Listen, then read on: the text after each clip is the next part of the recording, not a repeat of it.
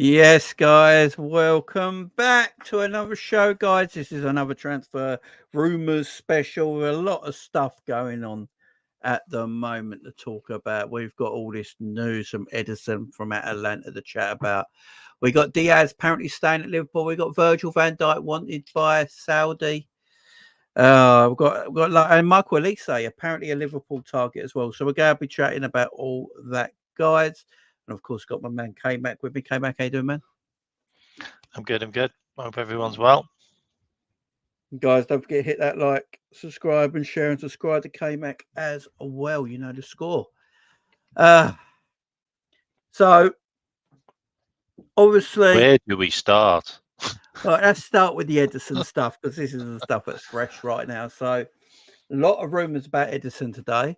Obviously, that Liverpool have made bids and so and things like that, and interest.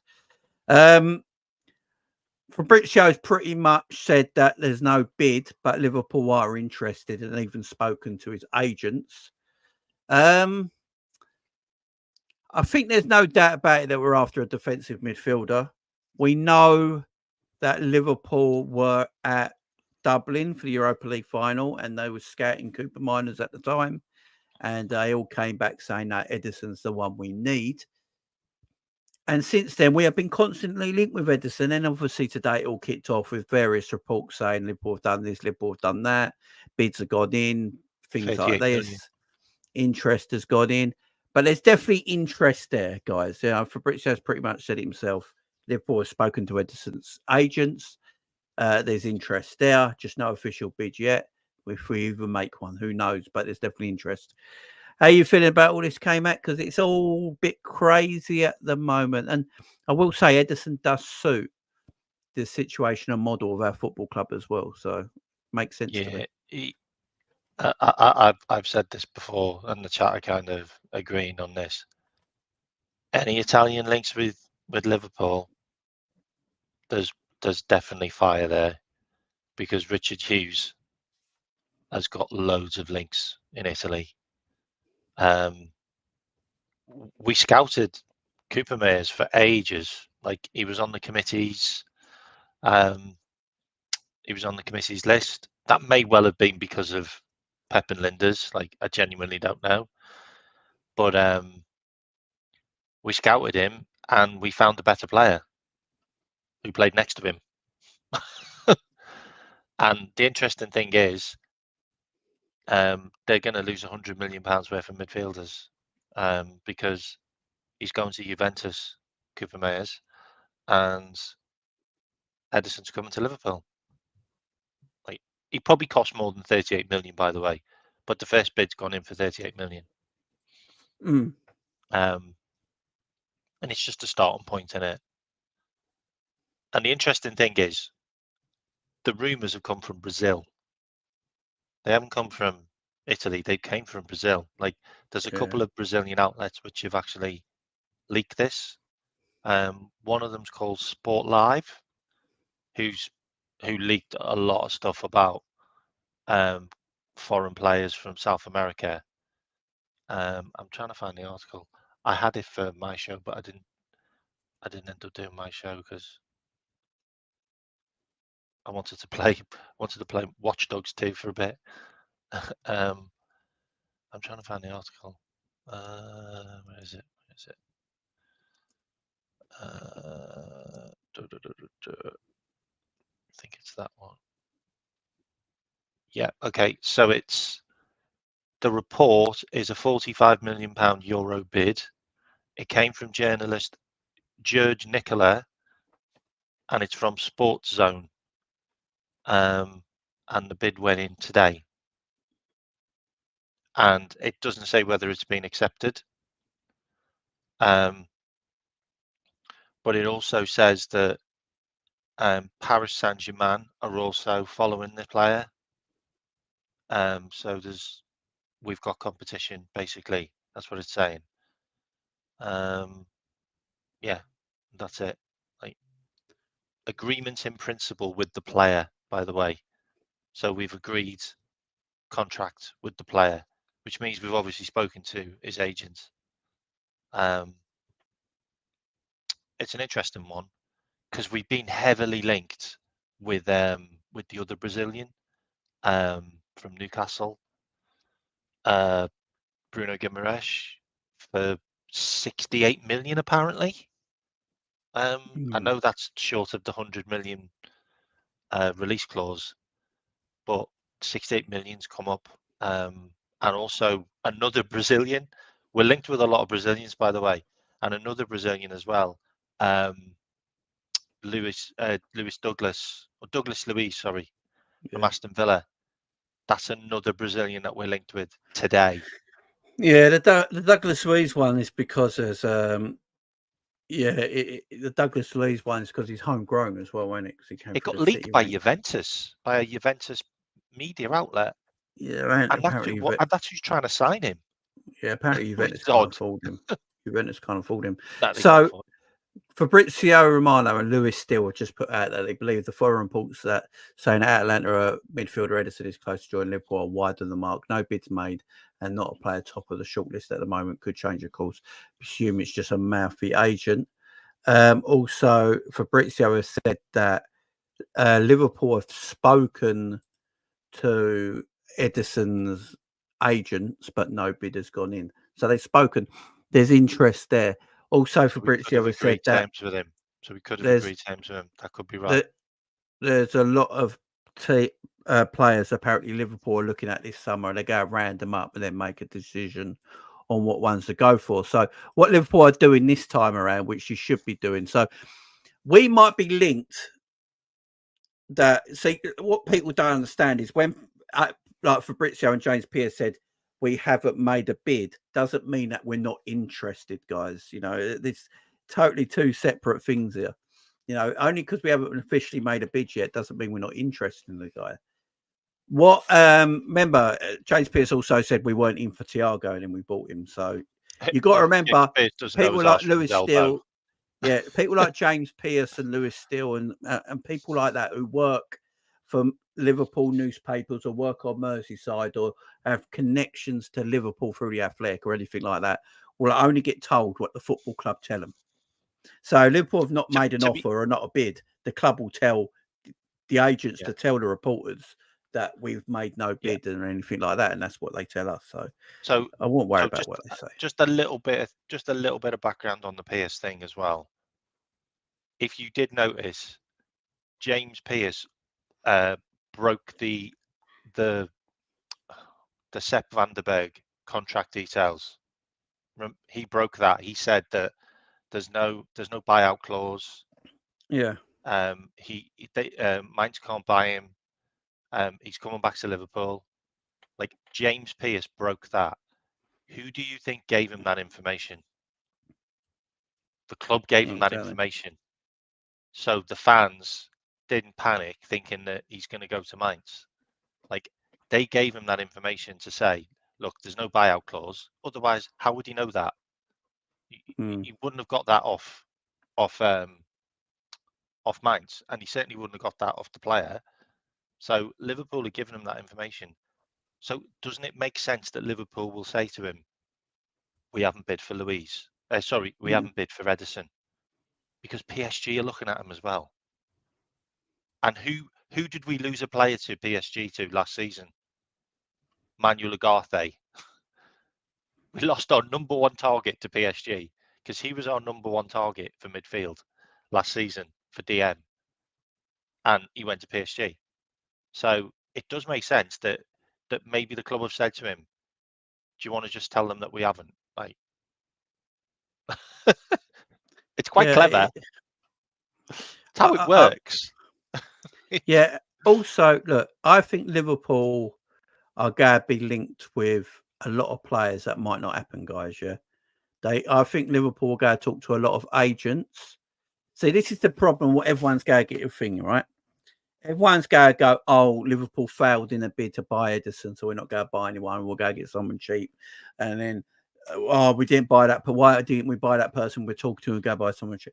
This is not the case. I think what Liverpool are going to do now is that they're going to talk to a lot of agents or a lot of players to see if they're actually interested in signing for Liverpool, right? And if the club are willing to let them go. If the player So if the player is, so what happens is people like Fabrizio and all this will get wind that Liverpool has spoken to an agent of a player. They will then comment in their Twitter and that and say Liverpool are interested in blah blah blah blah. But then Liverpool might not ever do anything about it because they might find out that the player in question might not want to come to the football club, or the team that has that player of question might not be willing to let him go, and it might be a difficult transfer to do. So the last couple of years when we were just sort of like higgle-piggledy buying players and getting ourselves in a massive mess of, you know, the DM situation between, like the Lavia situation last year would have been done straight away. They would have rung Southampton up, gone, what's the issue with Lavia? We're interested in him. What transfer fee you're looking at? What's the? Then they would ask the player, you interested? Yeah, this and done. And it would either been done then and there, or it would have just been, right, we're not buying him. We moved on quicker. But that's what's going to happen now. So Liverpool going to be looking at a lot of people. Are we going to buy these people? Who knows? But it's part of the actual job. So we're obviously, the good thing about all this, guys, is the whole good thing about this is that Liverpool definitely are looking at a DM. Yeah, or we won't be talking to people like Ederson from Atalanta's agents if we weren't interested in a defensive midfielder. And it's funny as well, because what did Liverpool say? We're not looking at DMs. Yeah. And we all had a meltdown. What you also have to think about as well is there a reason why we're linked with loads of other Brazilians? Is that throwing other teams off our track by going, yeah, we're looking at Douglas Luiz, yeah, we're looking at Bruno Guimaraes, you know, we're looking at these players. We've also just had a scout over in Brazil, by the way, in Hunter. He's just been out in Brazil, so you know, and we've also been linked with an Argentine as well, in Varela. So it is interesting that we're linked with a lot of South Americans, and we've just had our scouts in South America, and you know, it's a good way of putting all the other clubs on standby and going, oh, they're looking at our players, and then we go and sneak Ederson. Like, if we sneaked Ederson before Juventus signed Crysencio, that's a real coup, because selling both their midfielders is probably something they don't want to do. And if we can sneak Ederson before Juventus agree a deal with Crysencio, that's a massive feather in the cap for Hughes as his first signing. It really is. I think he's a great player, by the way. He's definitely what we need. Yeah, all action. He's all action, isn't he? Like, he's just an absolute monster. I think what we got to be happy about, guys, is that Liverpool are actively in the DM market. Yeah. Even if we don't get Ederson, even if the Ederson thing's dead, at least we're actually looking in the defensive midfield market. So Fabrizio's tweeted out saying this: Liverpool are exploring the market before deciding which players they will go and players they will not go for. So this is the situation around Ederson right now. So Fabrizio's put that out. So what we know, Liverpool have spoken to the agents of Ederson to get the understanding if he'd like to join the club. That's all it's been so far, just chats. And what Fabrizio is also saying there is that basically Liverpool just doing their due diligence. They're looking at players that they want to buy for a certain position. So they might be looking at 3 or 4 defensive midfielders, talking to their agents, getting a feel if the player would love to join. If he does like to join, what his wages will be, so non-fee, what sort of package he'd want at the football club. And then they just try and get word of like how would the football club feel about this as well. So they're doing their due diligence. It's all about, so you buy the player smartly and effectively. You know, you don't have to like, oh, Liverpool get this turned down, get that turned down. Oh, we did speak to the agent. All this mess. So they're doing the right thing. Do they buy?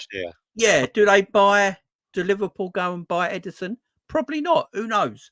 But at least they're in the DM market, guys, and that's the main thing here. They're in the defensive midfield market, and they like the look of Ederson. So, yeah, they might go and look at Weaver now. They might look at Varela. They might look at a lot of these agents, and we might see more links as the days go on about who the team are looking at. So it's definitely one to keep our eyes on. And yeah, I'm pretty happy that we're looking in the market for a defensive midfielder, K-Mac, ain't you? Yeah, 100%. The UEFA one, I don't think we're going to go back to Feyenoord to get any of their players. And the Gertrude one, I know everyone's excited about the Gertrude one. He's literally just signed a new contract last season. Like, he's going to cost 30 million. And Ain't a lot. where does he play? Like, where does he play? Like, Left seriously. back probably. Left back probably. I mean, Like, he's not really a left back though. No, but if so, watching Feyenoord games that I've watched recently is that he does like to, have his fullbacks inverting, but he likes Gertrude inverting from the left hand side into that midfield area. I don't know. Maybe he's looking at going Trent inverting still, but if you play Gertrude at left back, then you got 3 centre back sort of thing. Do you know what I mean? You know the way City do it and the way Arsenal do it. They play almost 4 centre backs across the back four, don't they? They go with they got Saliba and Gabriel and Ben White. Ben White's a centre back, so they've got 3 centre backs. Gertrude is coming to be a first team player, though, mate. He's not coming to be backup. Yeah, I think. So does he go straight in? Would he go straight in? So What we got to remember. Replacement. What we got to remember as well, we're not in the Klopp era no more either. This is the thing. We're not in the Klopp era no more. We don't even know what formation we're going to play. Yeah. So watching Slot's what he does at AZ Alkmaar at Feyenoord, it's mostly 4-3, 4-2-3-1 or 4-3-3, and then sometimes he goes to 4-4-2, and he likes to defend in a 4-4-2 at times. He's never really changed from that, so I wouldn't be surprised if it's a variation of them 3 formations in a game. Like it might not be a starting formation, but it might end up, different formations during the game. So someone like Gertrude, if you buy him in, would be a valuable asset to Arne Slot because he can facilitate him in them sort of positions in that formations. And also, we ain't got this. Klopp's not here no more. Big up G in the chat. Guys, go and subscribe to G. Big up G. Sorry, I had to bust from your show, mate. I had to leave the house. Sorry, mate. I was on G's channel earlier. Go and subscribe to G, guys. Make sure you go and hit the subscribe. We got Michael in the house as well. Hope you're doing well. It's interesting, ain't it? What we're going for. And now we're here, and if we keep on the defensive point of view, let's talk about the Virgil stuff.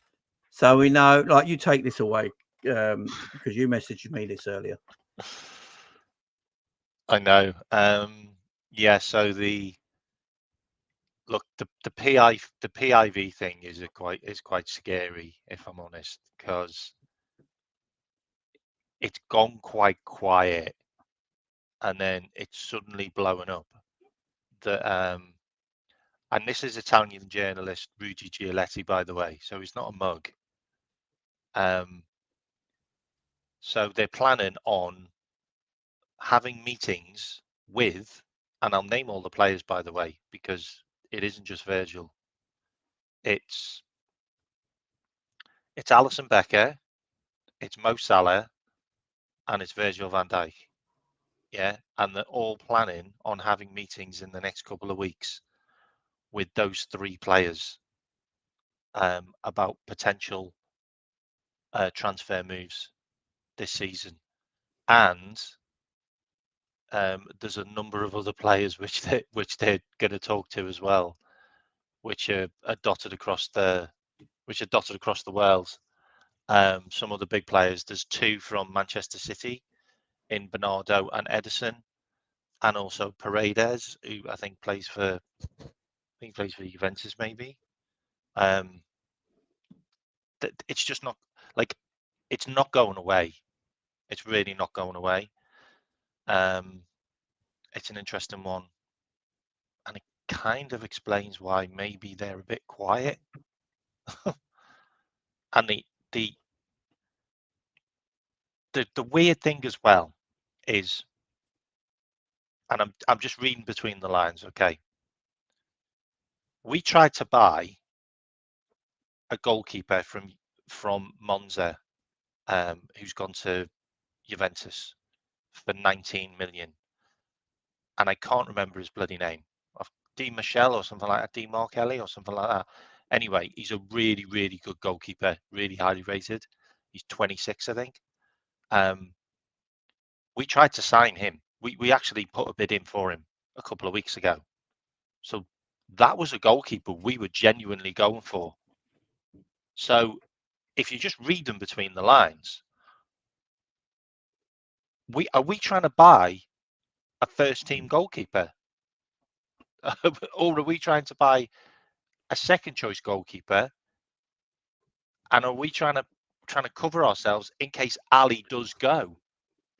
Like, that's the worry for me, because we've just got Alisson. We've just got Adrian back on a new contract, and obviously that's it. Di Gregorio, there he is. Big up, Glass. The chat are amazing, aren't they, mate? Like, a couple of links and they're straight on it, brilliant. And there was a German goalkeeper as well that we tried for as well, and I can't remember his name.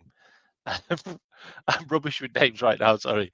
But there was a German goalkeeper we went for as well. So there was two goalkeepers that are not homegrown, by the way, that we were looking to sign. Like, we put bids in for them. What does that mean? Like, and obviously, Crysencio Keller's had that interview where he's basically said, "I want to be first choice goalkeeper." Like, and Wolves are sniffing around him for 30 million, and so are Celtic. And we've just signed our third choice goalkeeper who left the club back in. It's an interesting one that now he's popped up again as Saudi links. And there's something that's happened with his wife as well. Have you heard about that? No. Like, his wife's getting like really mad death threats, like, because she's a lawyer, I think, or a barrister. Who? His wife, Ali's Alison's. wife. She's a Yeah. doctor, ain't she? Sorry, a doctor. Yeah, sorry, a doctor. But Don't she work something's for the World happened. Health Organization or something Yeah, like that? something's happened with her as well, like in the Oh, I news. don't Like, know. I have no idea. it's honestly, and Not heard anything.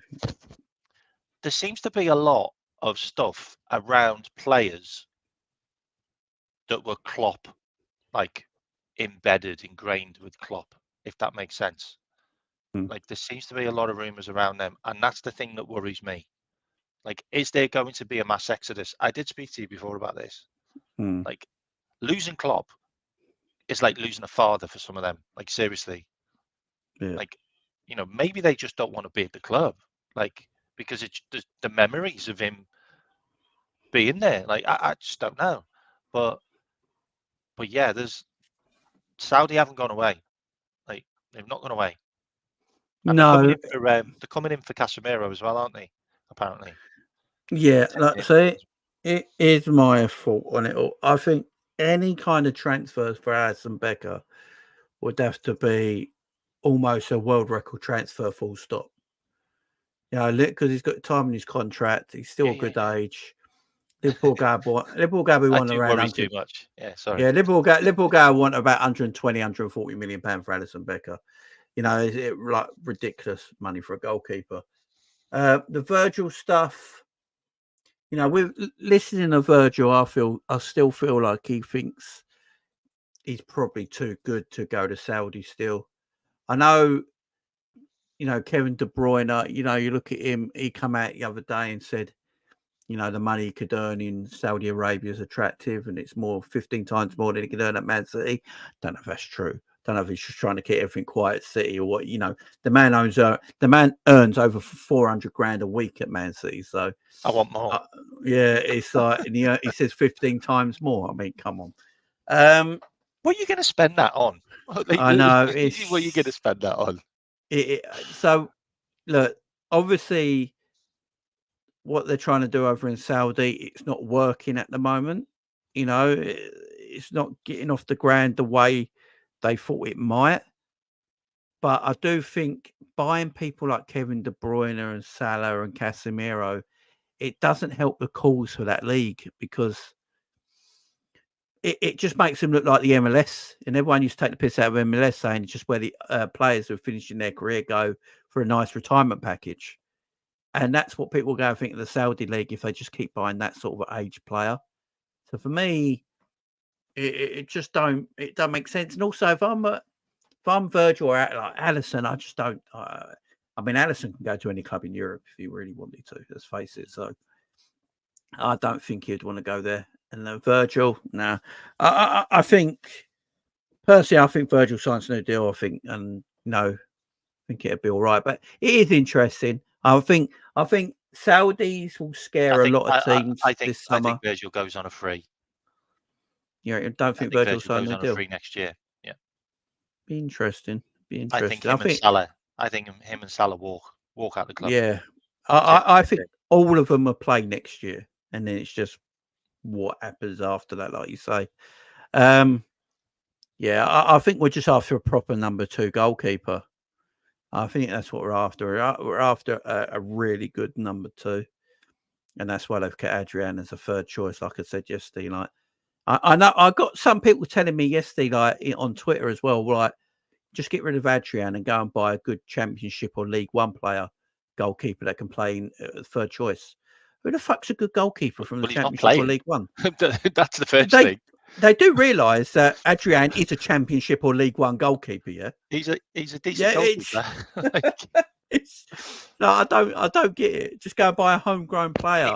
He was like West Ham's main goalkeeper for ages in the Premier League. And he's like Championship. Like Jaros as the number 2 is an interesting one because I do think that's the goalkeeper that Liverpool have got the most faith in. Out of all the goalkeepers. He's going to Euros, isn't he? Is he going to Euros? He's the number 2 for the Czechs, ain't he? Yeah. So they've got a big. I think Jaros has got the most potential out of all the goalkeepers at our football club, apart from Ederson, obviously. He's got the most potential. So if they can't buy a number 2, then just promote Jaros and that. But then are they thinking, maybe a bit too soon from him? Yeah. So I don't know. But I'm not getting on his. The interesting thing about Kevin De Bruyne, you did say that. Who's Kevin De Bruyne's best mate? No idea. Virgil van Dijk. Virgil van Dijk's Kevin De Bruyne's best mate. Just saying. They live next door to each other, mate. I very much would doubt Virgil goes. And plus, I think it's different. De Bruyne has won everything. Multiple times. I think Virgil's still hungry to win more. I mean, what's Kevin De Bruyne won 6 league titles, Champions League. Yeah, he's won it all. So maybe he wants to go. But we got so much room in negotiation for Virgil on a new deal anyway because the amount of money is on in a way. So I wouldn't be concerned about Virgil. I could see people. I don't think Saudi will get anyone. I don't think they got the money like people think they have. I really don't. I don't think they got the money like they think. If they're spending 80 million on a dead Casemiro, then it tells you everything wrong with it, don't it? It's just absolutely mad. I don't want this to happen, by the way, chat. You're right in there. Like I actually want this to happen. I don't want Virgil and Salah to leave. It's just the rumours going around at the moment. Way. Yeah, it's just the rumours going around. I'm just telling you what the rumours are, and I'm just I'm just saying the fact that. Yeah, that's exactly what we've done. We bid for 2 goalkeepers. We didn't get either. And our number 2 looks like he's going to Wolves. And we just signed a 37-year-old back on a new contract. So, and Ali's rumoured to be going to Saudi. That's all I'm saying. It's the news. Kevin De Bruyne ain't built for the heat. No, he will die out there, I ain't gonna lie. He will die, won't he? He will. Yeah. Especially with that long hair he's got now. He's a ginge. It ain't gonna go well for him. Right, let's talk about Luis Diaz. So apparently Liverpool Football Club are very happy to keep Luis Diaz. I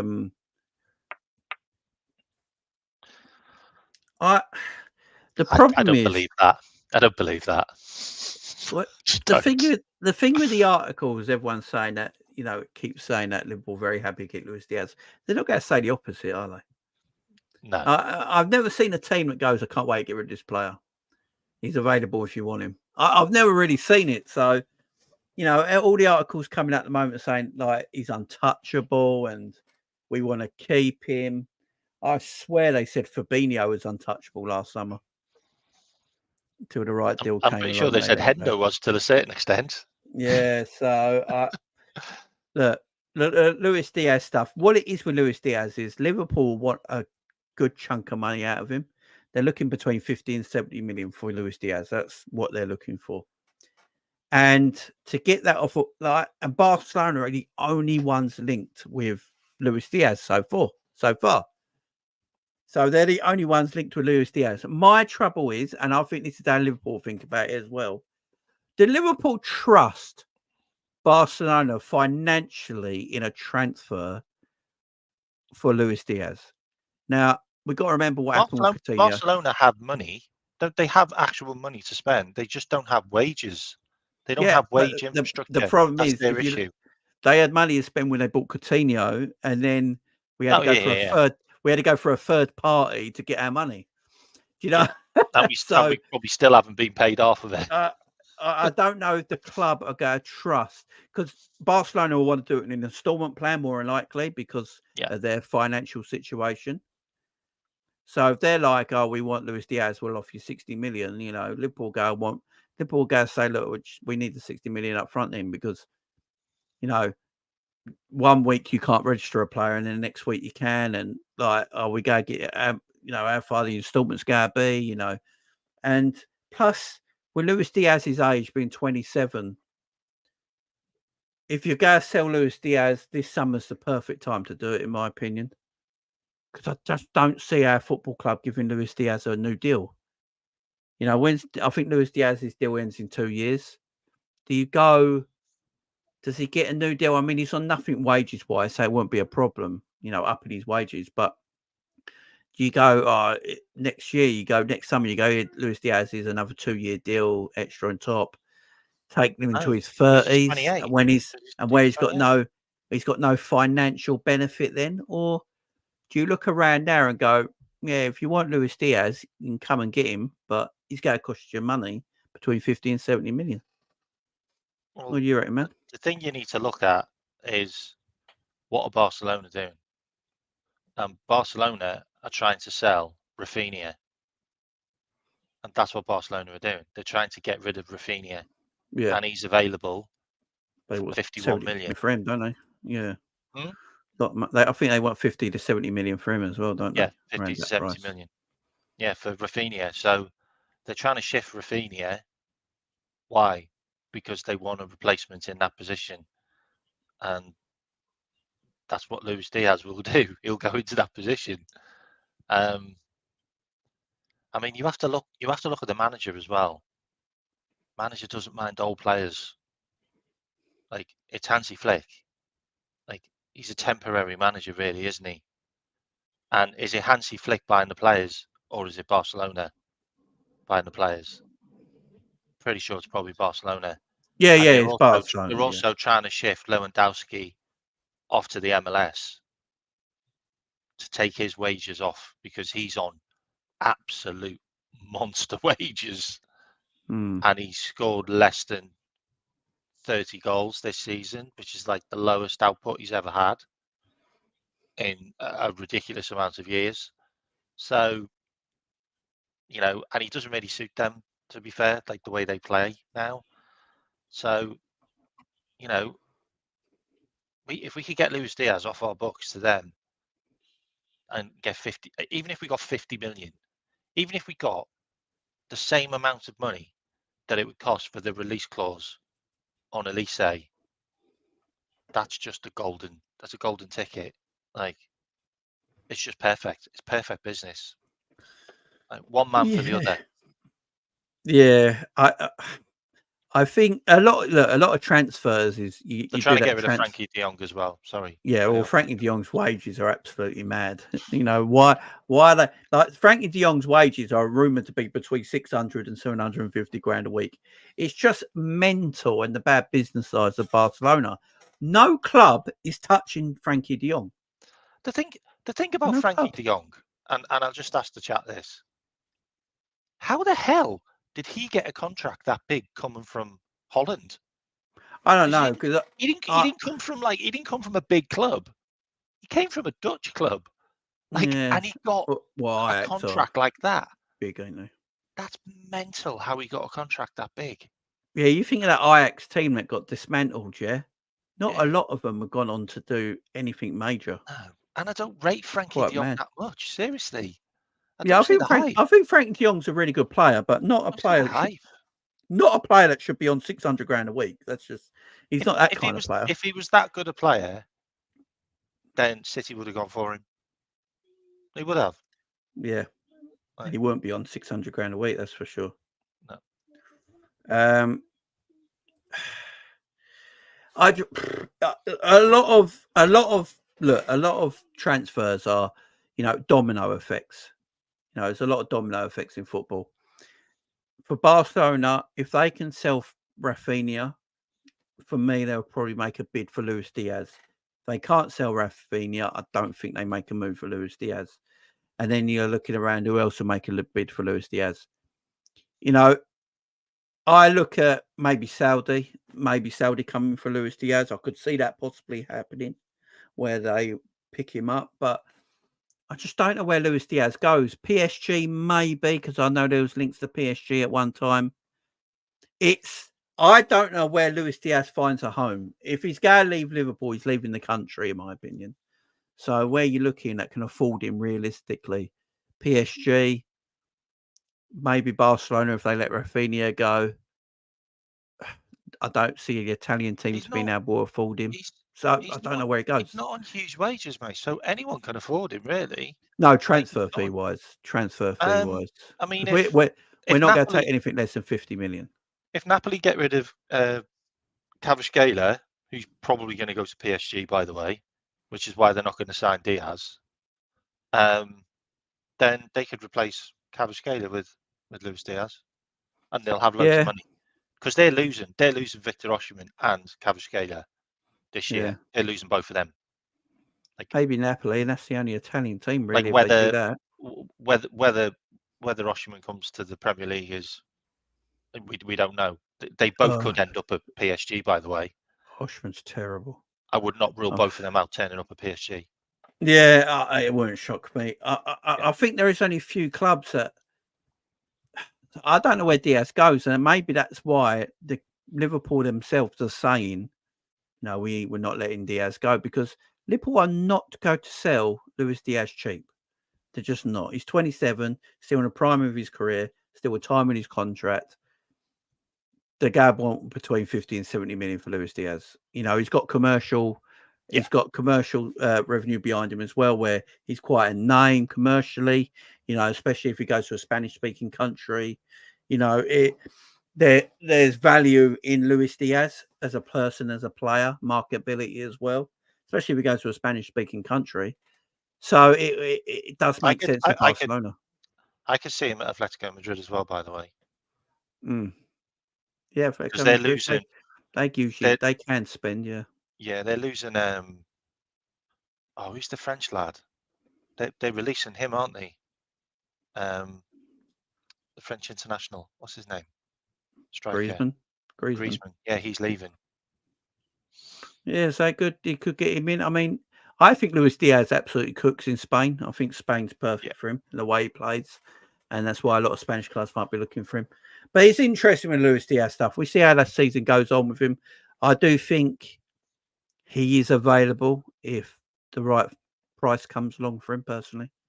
Let's talk about other things. I've read, K-Mac messaged me this as well, and I read it today as well, that, Liverpool apparently not looking at Summerville no more and turning their attention to one Olise from Crystal Palace. Now, Olise, look, he's a talented footballer. I've always said I'm not too sure on him. I prefer Eze. I think Eze is the better of the two. But Olise, chat, let me know in the chat what you feel like. So apparently they've given up on the Summerville stuff now. And apparently Liverpool are more looking at someone like Olise instead of. I don't know how much Olise would cost, but yeah, they're looking at someone like Olise more in a Summerville right now. Is that a correct move? Is that somebody you should look at more in Summerville? What do you reckon? Yeah, I think Olise is absolutely sensational. Like I've been waxing lyrical about Olise for about 3 years. He's unbelievable. And the interesting thing is, the source is the Liverpool Echo. Yeah. Like Liverpool Echo don't post out crap. They just don't. And the interesting thing is, the Olise release clause is only available for Premier League teams who are in the Champions League. Yeah, apparently so. That's why Man And United the two teams that wanted him on in the Champions League. Yeah. So they haven't got a release clause available. So it means they'd have to negotiate a deal higher than the release clause to be able to get hold of him. While the club Palace might prefer that. Palace might prefer that, to deal with teams that aren't in the Champions League to get a higher deal. The manager Glasner has actually came out and said he feels like he's going to lose Olise and Eze in the same season. Oh, I love Eze. Eze's the one, man. Eze's crocked, mate. I know he's got a bad injury record, but I just feel. And we're all waxing lyrical about going on the plane for England, but he's going to be the guy that gets injured. He's going to be the guy that gets injured when he comes on, and you're just going to be like, oh, for God's sake. I mean, that is the thing, his injuries. Why did you take Grealish? I'm with you. I do like. I agree. I just think Eze's. Yeah, I do like. He's unbelievable, mate.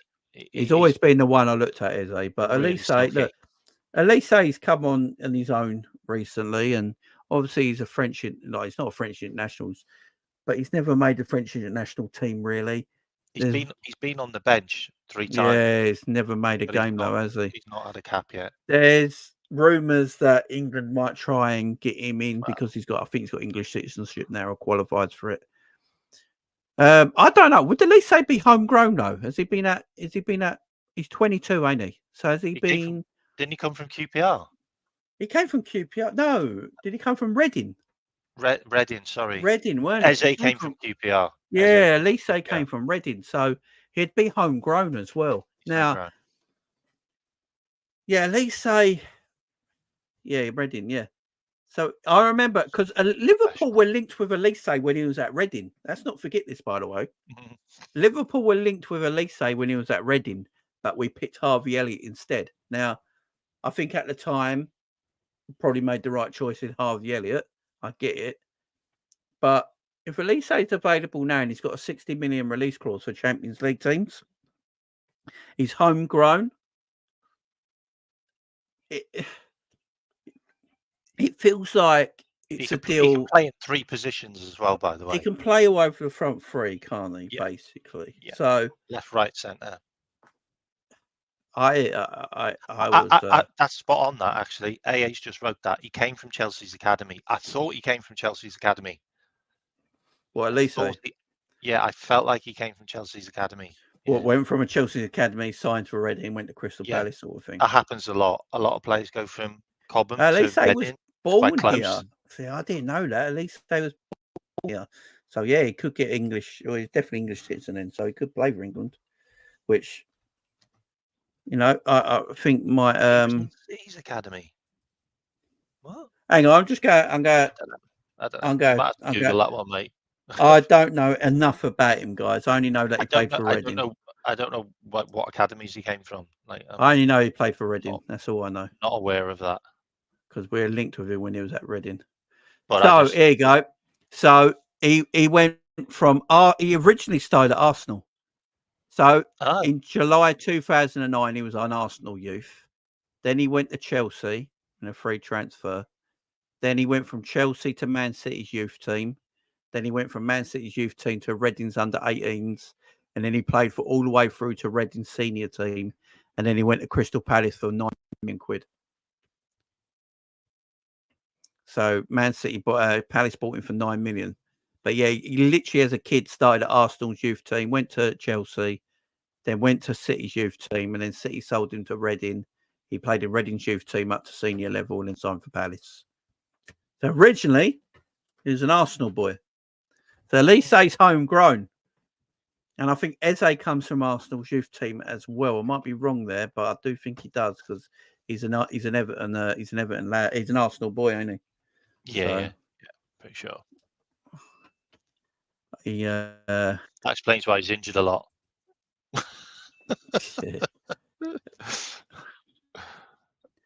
Let me have a look. Crazy man. Eze. There's another Eze comes from Arsenal's youth team as well. Yeah, there was, wasn't there? Eze came from Arsenal's youth.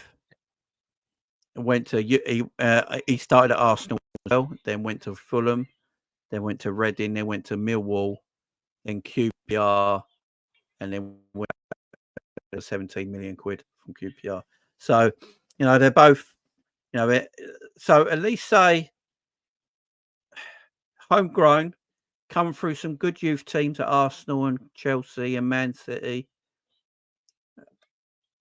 Obviously, got his senior appearances at Reading, then made his name for himself at Crystal Palace. He's a player everyone, in a shit team, by the way. And he's a player everyone likes at the moment. He's got a lot of talent. We've all witnessed it. He's not scared of taking a player on. He's got an eye for goal. He's got a good shot on him. He's got a good cross on him. He's got a final ball delivery. If the rumours are true that he's got a £60 million release clause, K-Mac, is this someone Liverpool should be looking at, or should they be looking elsewhere? 100%. 100% they're looking at Olise. 100%. Look, if you're gonna put them next to each other, because the only real wingers we've been linked with is Summerville and now Olise. Like I'm sorry, but Olise is just better at every single aspect. Summerville's had one decent season in the Championship. And Mbuemo as well, by the way. Both really good players. Both at that kind of age of about to become very special, 22, 23. Both got loads of experience in the Premier League. Both scored a decent amount of goals and assists. Quite flexible. Haven't played in great teams in Brentford and Crystal Palace. Remember how good Olise was in a Roy Hodgson team? Seriously. Can you imagine how good he's going to be in a Liverpool team with loads of quality around him? Like Gustav says, you don't get many better for 60 million. That's a special player. And also, France are calling up a Crystal Palace player to the French team. Seriously? Yeah. He's been called up and that, so they've had a look at him. So it's obviously a player there. With the Summerville thing, like you guys are saying here, so to compare them all, right? Summerville and Olise are both the same age at 22, right? Yeah. Olise, we know we've just read what he's come through the youth academies, starting at Arsenal, Chelsea, Man City, Reading, Crystal Palace, making his way through. When you look at, does everyone know where Summerville grew up? What team he grew up at? Feyenoord. Is it Feyenoord? Yeah. So he was Feyenoord youth, Feyenoord under 17s, Feyenoord under 19s. He had a few loan spells at other minor Dutch teams. And then Leeds bought him from Feyenoord under 19s. That's where Leeds bought him from. So Leeds bought him from Feyenoord's under 8 academy in 2020.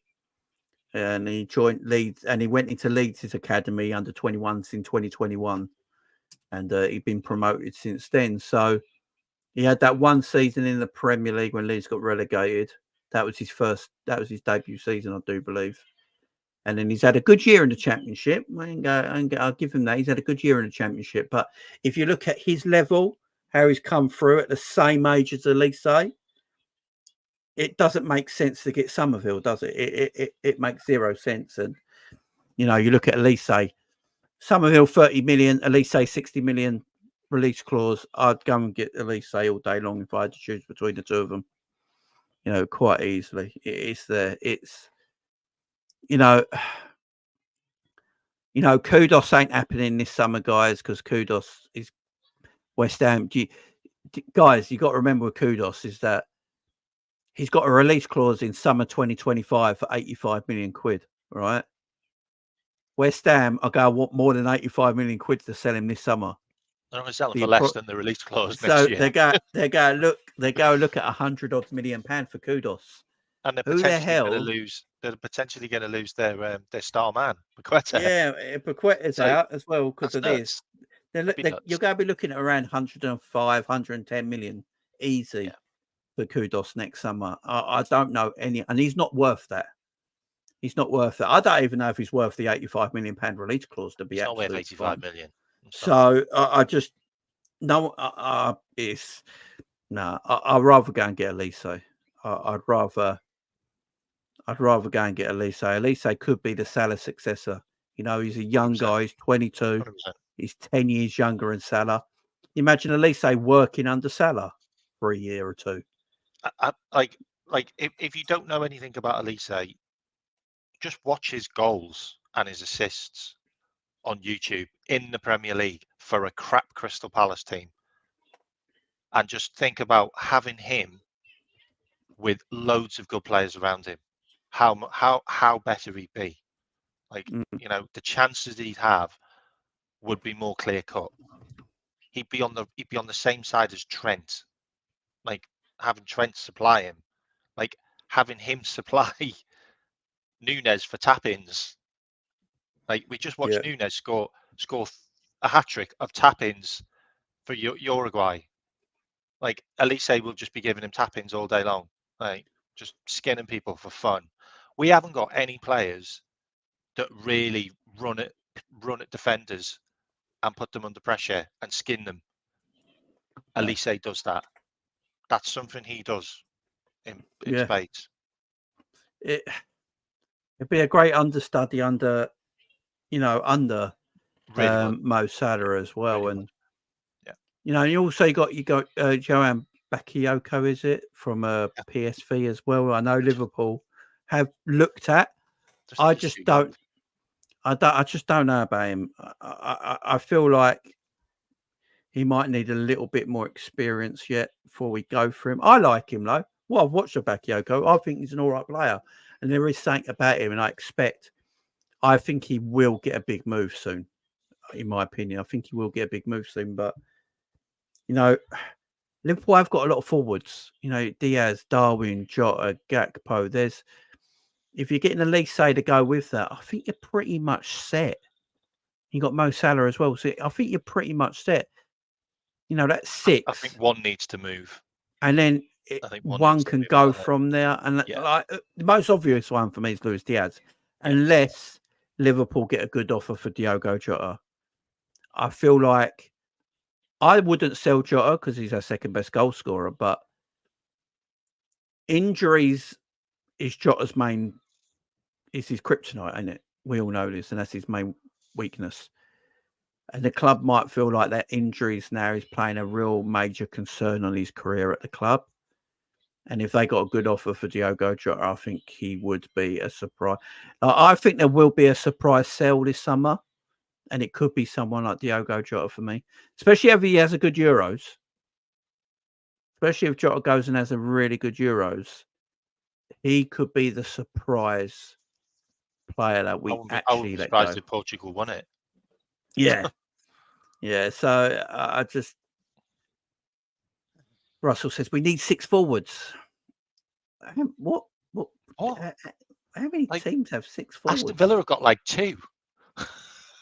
and they came 4th. I mean, do we need 6? We don't need 6. Keeping everyone happy. 4. I know what you're saying. You've got 2 left wingers, 2 right wingers, and 2 central strikers.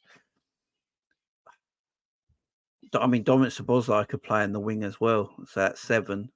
Elliot can. Elliot can play wide if needed. It's just, I don't know.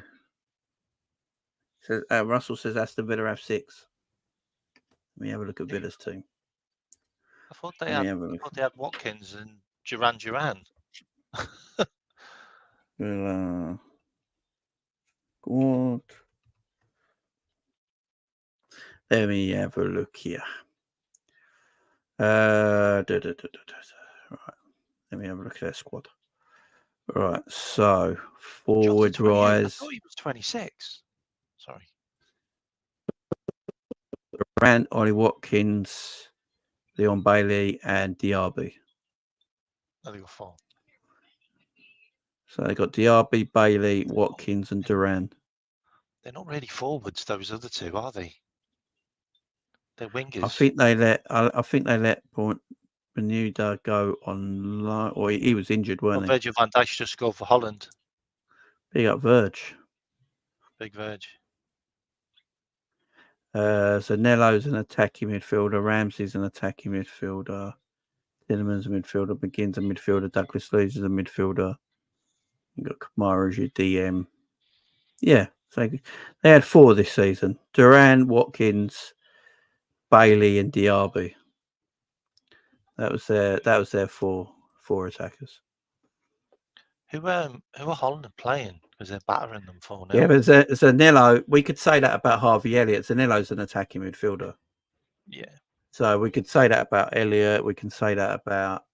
So in theory, Liverpool had 6 last year as well, because Harvey Elliott could play on the wing as well. But yeah, so they got 4 actual attackers: Diaby, Bailey. Well, they got 5 if you count Emmanuel, the Argentinian guy they got from Norwich. So you got 5 if you count him, but he's been injured. So you got 5 if you count him. Canada, they're playing Canada. Yeah.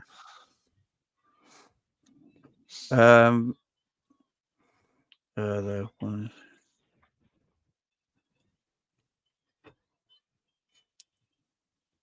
I remember any other players you wanted to talk about? No, I think we're good. 4-0 Holland for VVD. Duran is a good striker, is he? Or did he have a couple of good games? He scored 2 goals against us. Yeah, that's the problem. Are people that good, or they just have a couple of good games here and there? Guys, that will be it, though. Look, we don't know what's happening in the transfer market. We just keep bringing you the news when it happens, guys. A lot of news today about Ederson. We've worked it out, basically. There's pretty much Liverpool are talking to his agent. Liverpool go talk to a lot of agents because they go work out what players they want to buy. Oh, before we go. So, what I've been saying is actually what's happened here. So, Arne Slot's press conference will be in pre-season. So, Liverpool have acknowledged that today. We can put it to bed and don't need to talk about it anymore. Liverpool are going to do Arne Slot at the beginning of pre-season, which makes perfect sense. Yeah. It makes perfect sense. Liverpool want the world's media looking on that. It makes perfect sense. So, yeah. I don't think the new Chelsea man's had a press conference either. So, also, I reckon the reason why they're doing that as well is because they want Hughes to maybe get a couple of those contracts signed and to be like stood there as well, like as in, look, we're announcing Arne Slot and we're also announcing Mo Salah and Virgil van Dijk and Trent with a new deal. Like, and here's our director of football. Yeah. The problem is Arne Slot finished his job with Feyenoord the same day Liverpool finished their season, right? Yeah. Then his job officially didn't start till the 1st of June, right? 1st of June is obviously the same day the Champions League final. No media is going to be available with a Champions League final available, yeah? They don't want just local media. It's just world news, ain't it? And also, mate, what happens we're in at the the end Euros. of the season? Yeah, we're in the Euros. And they go on holiday. You know, goes on holiday, and he's allowed to have one. All the players have gone. The players have either all gone on holiday or they've gone to. You don't expect him to be in the teams. office. So, if you really think about it, it makes sense that his press conference is at the beginning of pre-season. So I like that. Gravenberch is coming off. He's been poor. That's not what I've seen on Twitter. Everyone's saying he's been a pressing machine today. Has he? Yeah, everyone says he's been a pressing machine. He's had a good game. Even the journalist on the Dutch journalists are saying Graham Birch had a good game. Yeah, everyone. Yeah, Graham Birch was good. Yeah, Graham Birch had a good game. Good. Okay. But guys, we're going to leave it there. Big up everyone. So that's not worry about Arne Slot. You know, his press conference will be at the beginning of pre-season, which makes sense if you actually think about it.